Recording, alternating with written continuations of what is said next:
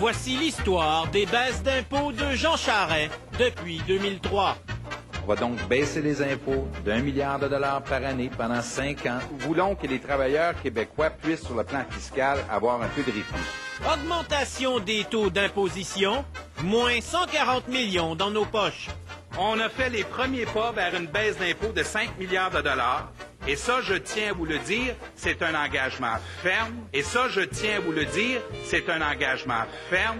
Augmentation du permis de conduire, moins 501 millions dans nos poches. Nous allons réduire les impôts, entre autres, des familles québécoises qui ont des enfants. Augmentation du régime de congés parentaux, moins 124 millions dans nos poches. Nous protégerons les garderies à 5 par jour pour le plus de gens possible.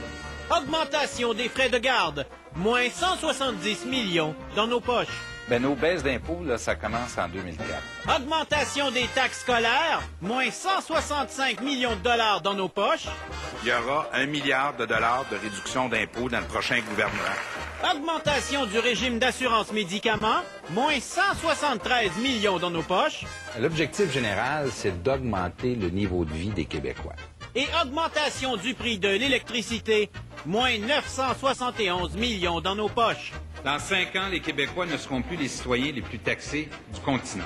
Depuis l'arrivée du gouvernement Charest, nous avons 2,3 milliards de moins dans nos poches.